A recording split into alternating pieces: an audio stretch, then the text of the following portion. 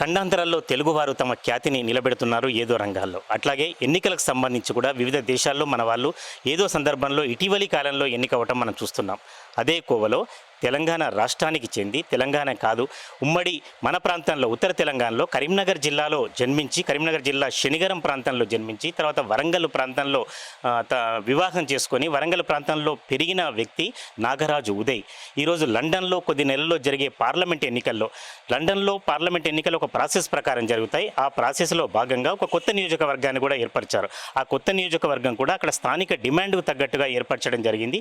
అందులో నాగరాజు ఉదయ్ అనే మన వ్యక్తి, మనకు సంబంధించిన వ్యక్తి కొద్ది కాలంగా అక్కడ పాలనా శాస్త్రంలో ఎంఎస్ పూర్తి చేశాడు. కేవలం ఎంఎస్ పూర్తి చేయడమే కాకుండా చరిత్రపై కానీ వివిధ అంశాలపై కానీ రచయితగా, వక్తగా, ఉపన్యాసకుడిగా తనకంటూ ఒక ప్రత్యేక ముద్రను ఏర్పరచుకున్నాడు. అయితే ఇప్పుడు కన్జర్వేటివ్ పార్టీ అధికారంలో ఉంది. ఇప్పటికే ప్రజలంతా కూడా కన్జర్వేటివ్ పార్టీకి వ్యతిరేకంగా వేరువేరు సందర్భాలలో బై ఎలక్షన్ జరిగినప్పుడు కూడా వ్యతిరేకంగా ఓటేస్తున్నారు. అక్కడ ఒపీనియన్ పోల్ ప్రకారం కానీ అక్కడ ఉన్న అంచనాల ప్రకారం కానీ త్వరలో అధికారంలో రాబోయేది లేబర్ పార్టీ అధికారంలోకి వస్తుందనేది పూర్తి స్థాయిలో కూడా అందరి నమ్మకం. అటువంటి లేబర్ పార్టీ తరఫున కొత్తగా ఏర్పడే పార్లమెంటు నియోజకవర్గానికి ప్రాతినిధ్యం వహించబోతూ ఎంపీగా బావుటా ఎగరవేయబోతున్నాడు మన నాగరాజు ఉదయ్. మరి అట్లా ఎంపీగా ఎన్నికైన తర్వాత ఇటు భారతదేశంతో ఉండే సంబంధాలు కావచ్చు, వివిధ దేశాల మీద తనకున్న పట్టు గురించి కావచ్చు, తర్వాత భారతదేశం, అమెరికా తర్వాత చాలామంది కెనడా ఇటువంటి దేశాల కంటే ఎక్కువగా కూడా యూకే వైపు మొగ్గు చూపెడతారు. మన భారతీయులందరికీ కూడా వీసాకు సంబంధించి కావచ్చు, ఎవరైతే తమ ఆలోచనలు అనుకుంటున్నారో అవన్నీ కూడా నెరవేరుస్తారని ఉదయ్ పట్ల చాలామంది కూడా ఆకాంక్ష ఉంది. మరి ఉదయ్ సంగతి ఇలా ఉంటే, ఉదయ్కి సంబంధించిన దగ్గరి బంధువులు, ముఖ్యంగా వారికి అంటే వివాహం చేసిన వారి మామగారు కూడా మనకి ఉన్నారు. సీనియర్ న్యాయవాది వెంకటేశ్వరరావు గారు, గణేష్ గారు, వీళ్ళంతా కూడా మనతో ఉన్నారు. అసలు ఉదయ్ పార్లమెంటు సభ్యుడిగా ఎన్నిక కావటం పట్ల వారికి ఎలా ఆలోచన వ్యక్తం అవుతుంది, వారి హర్షాతిరేకాలు ఎలా ఉన్నాయి, వారి గురించి వారి అభిప్రాయం ఏమిటో ఒకసారి తెలుసుకుందాం. ముందుగా వెంకటేశ్వరరావు గారిని అడిగి తెలుసుకుందాం. సార్ చెప్పండి, మీ ఒపీనియన్ ఎట్లా ఉంది, మీ ఫీలింగ్స్ ఎలా ఉన్నాయి?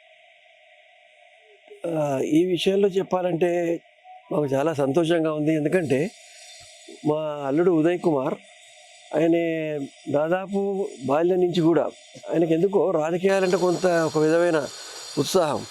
ఆయన 4వ తరగతి వరకు హనుమకొండ నక్కలగుట్టలో చదువుకున్నాడు. అప్పుడు వాళ్ళ నాన్నగారు హనుమంతరావు గారు ఇక్కడే ఉండేవారు.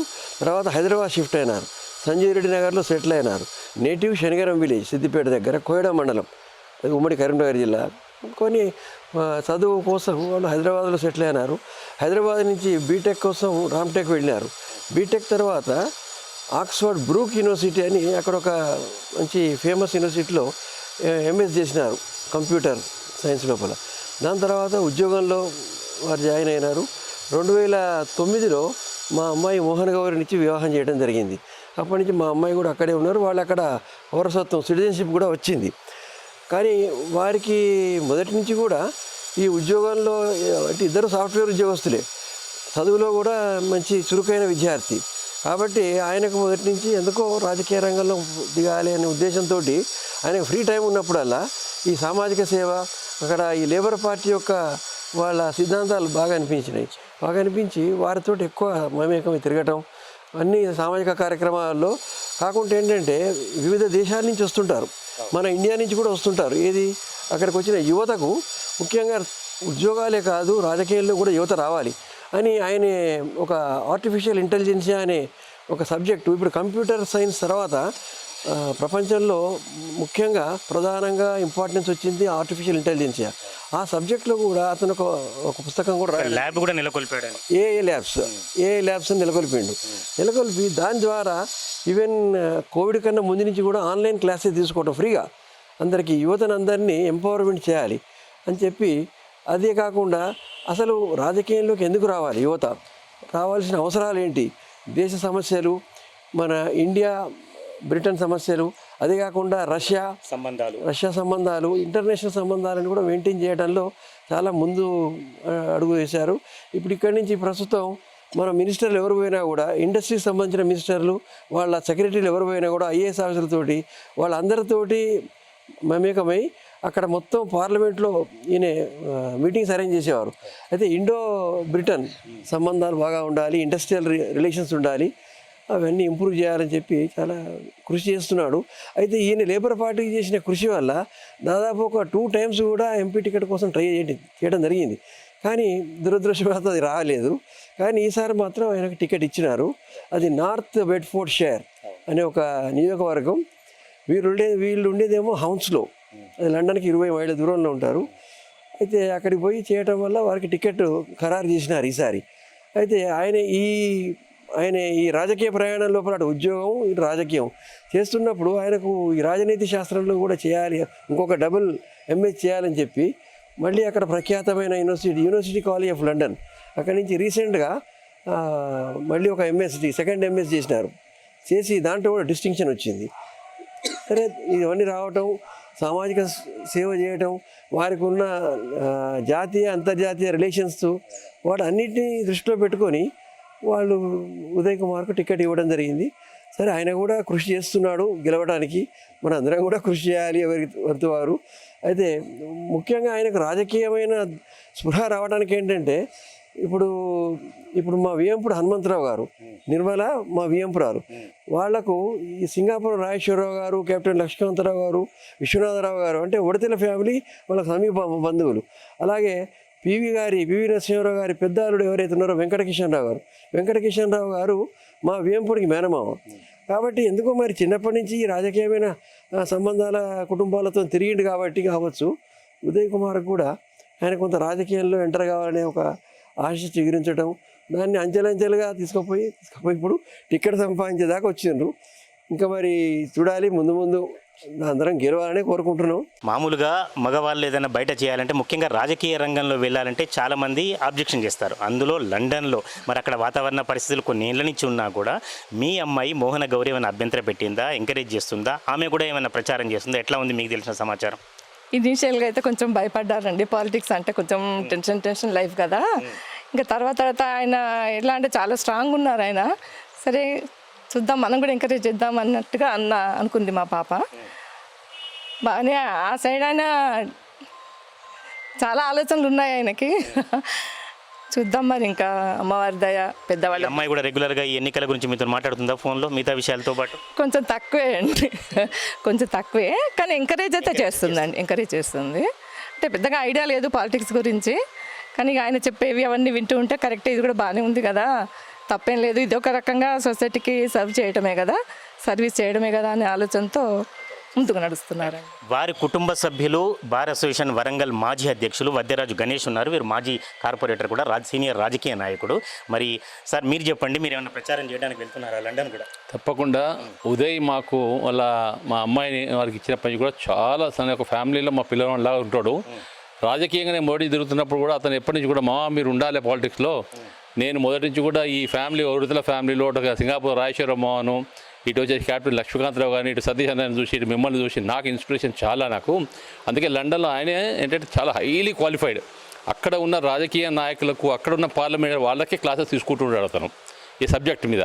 అందుకోసం అదే ఉద్దేశంలో నేను కూడా చాలా ఎంకరేజ్ చేసేవాడిని, మమ్మల్ని నువ్వు రావాలి అల్లుడు, రాజకీయంలో మాకు ఇక్కడ అవకాశం ఉంటుందో లేదో కానీ అక్కడ మాత్రం నీకు చాలా అవకాశాలు ఉన్నాయి, తప్పకుండా నువ్వు పోవాలని చెప్పంటే అతను 2 సార్లు ట్రై చేశాడు. అంటే అక్కడ ఏంటంటే పాలిటిక్స్లో కావాలంటే ముందు ఎంపీ కావాలంటే ఒక కార్పొరేటర్ కావాలి ముందు, అంటే అక్కడ కౌన్సిలర్ అంటారు అనుకుంటా. అది అయినాక వస్తుంది. అట్లా 2 సార్లు ప్రయత్నించి 3వ సారి ఈసారి అతనికి అదృష్టం వచ్చింది. అతని పార్లమెంట్ లేబర్ పార్టీ నుంచి ఖచ్చితంగా అతను పోటీ చేస్తాడు.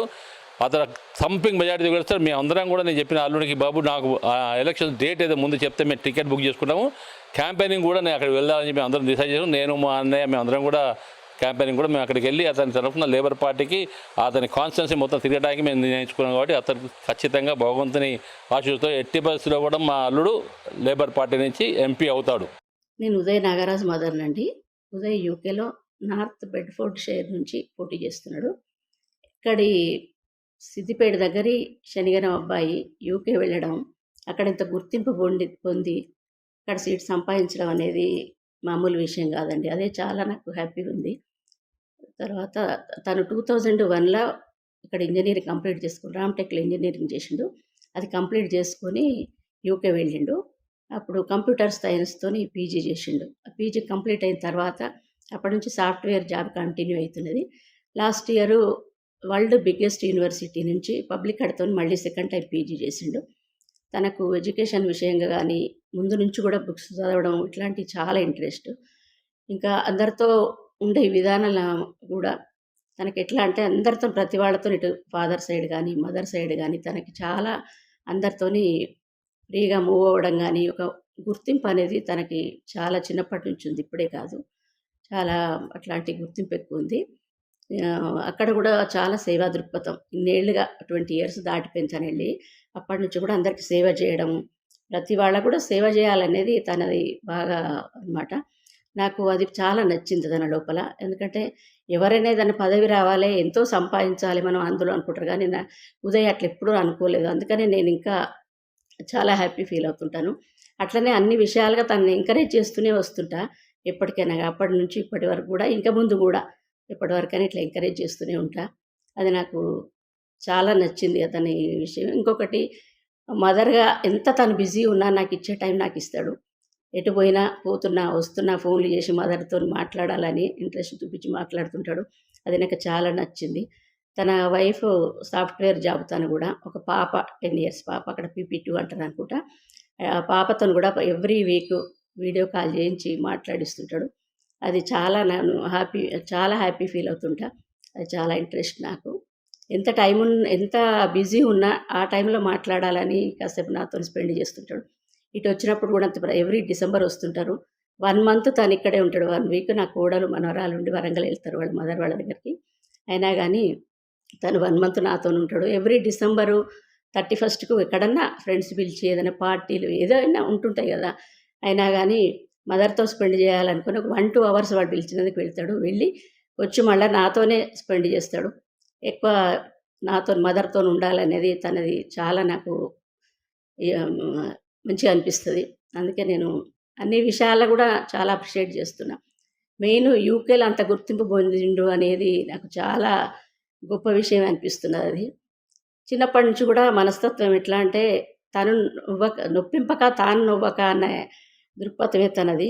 ఎందుకంటే ఎవరిని ఇబ్బంది పెట్టడం కానీ ఒకళ్ళ గురించి బ్యాడ్గా మాట్లాడడం కానీ నేను ఏనాడు వినలేదు. చాలా మంచి ఉద్దేశం తనది. నాకు ఒక అబ్బాయి అమ్మాయి. అబ్బాయి ఉదయ్ నాగరాజు, తర్వాత అమ్మాయి ఇక్కడే ఉంటుంది. తన పక్కకే నేను ఇక్కడ ఉంటున్నాను. అల్లుడు తర్వాత మనవరాలు.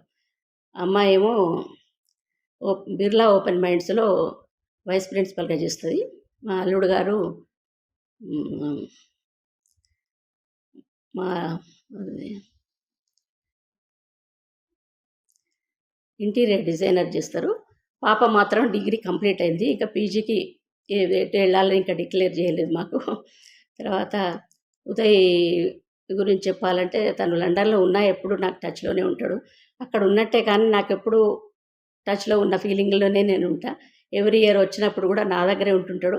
ఎవరైనా వెళ్ళి కలిసి రావాలంటే వెళ్ళి రావడము, మళ్ళీ నాతోనే స్పెండ్ చేస్తుంటాడు. ఈ కాలంలో అంత బిజీ ఉన్న వ్యక్తి ఒక మదర్కి ఇంత టైం ఇచ్చి ఇలా ఉండడం అనేది నేను చాలా హ్యాపీగా ఫీల్ అవుతాను. ఇదే కాకుండా అక్కడికి పోయి అంత గుర్తింపు, ఒక యూకే అంటే ఒక ఇంగ్లీష్ దేశంలో అంత గుర్తింపు పొంది అటువంటి ఇది సంపాదించుకున్నాడు అనేది నాకు చాలా గర్వకారణం అనిపిస్తున్నది. చాలా సంతోషం. ఐఎమ్ వెరీ వెరీ హ్యాపీ ఈ విషయంగా.